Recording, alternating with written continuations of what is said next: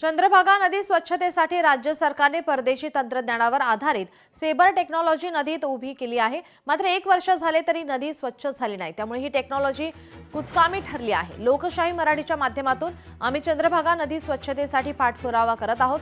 नदी स्वच्छतेसाठी 24 कोटी रुपयांचा हा प्रकल्प अक्षरशः पाण्यामध्ये गेला आहे। तात्काळ हा प्रकल्प बंद करून चंद्रभागा स्वच्छतेसाठी ठोस उपाययोजना करण्याची मागणी भाविकांमधून होत आहे।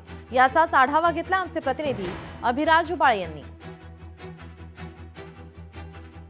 लाखो विठू भक्तांचं श्रद्धास्थान असलेली चंद्रभागा नदी स्वच्छ करण्यासाठी 1 वर्षापूर्वी प्रायोगिक तत्वावर परदेशी तंत्रज्ञान म्हणून सेबर तंत्रज्ञानाचा वापर या ठिकाणी चंद्रभागा नदीमध्ये करण्यात आला। आपण त्या ठिकाणी बघू शकताय, हा प्रभुपाद घाट आहे आणि त्या ठिकाणी ज्या निळ्या खोल्यासारखं जे दिसतं, या निळ्या खोल्या 4 उभं केलेल्या आहेत आणि त्यामध्ये ही सेबर टेक्नॉलॉजी ऑपरेट केली जाते। या माध्यमातून नदीचं पाणी उचलायचं आणि आतल्या आत पाणी स्वच्छ करून ते पुन्हा नदीमध्ये सोडायचं, असा हा प्रकल्प होता।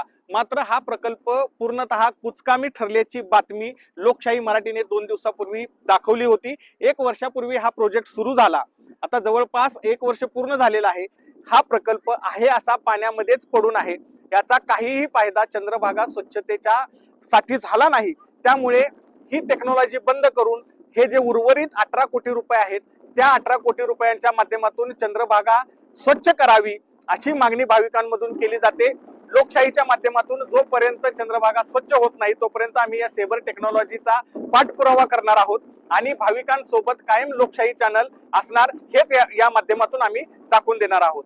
अभिराज उबाळे, लोकशाही मराठी, पंढरपूर।